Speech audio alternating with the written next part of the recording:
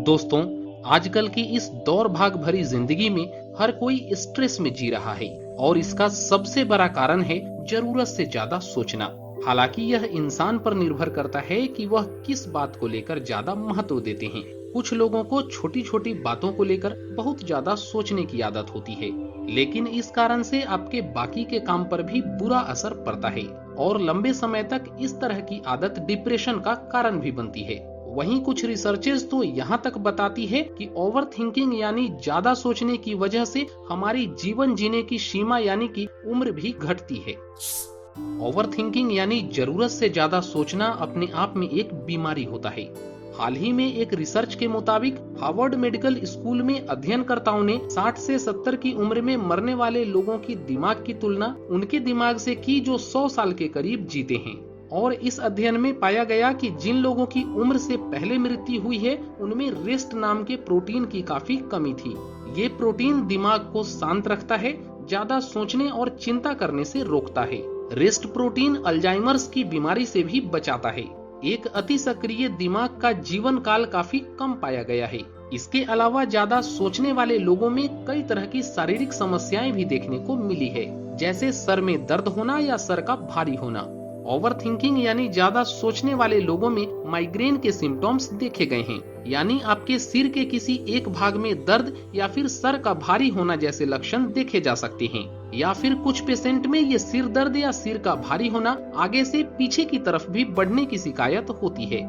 इसके अलावा over thinking यानी ज्यादा सोचने की वजह से गंजापन, दिल की बीमारी और मानसिक स्वास्थ्य पर भी बुरा असर पड़ता है। ज्यादा सोचने वाले लोग अकेलेपन का भी शिकार हो जाते हैं। कई बार अपनी ज्यादा सोचने की आदत के कारण व्यक्ति लोगों से दूर भागने लगते हैं और इस कारण वो एंजाइटी डिसऑर्डर का भी शिकार हो जाते हैं। और ऐसी स्थिति में लोग अपने आप को लोनली यानी कि अकेलापन महसूस करने लगते हैं। हालांकि अगर आप भी ओवर थिंकिंग के शिकार हैं और छोटी से छोटी बात को लेकर लंबे समय तक सोचते रहते हैं तो अपने शरीर में होने वाले लक्षण का जिक्र वीडियो के नीचे कमेंट बॉक्स में कर सकते हैं।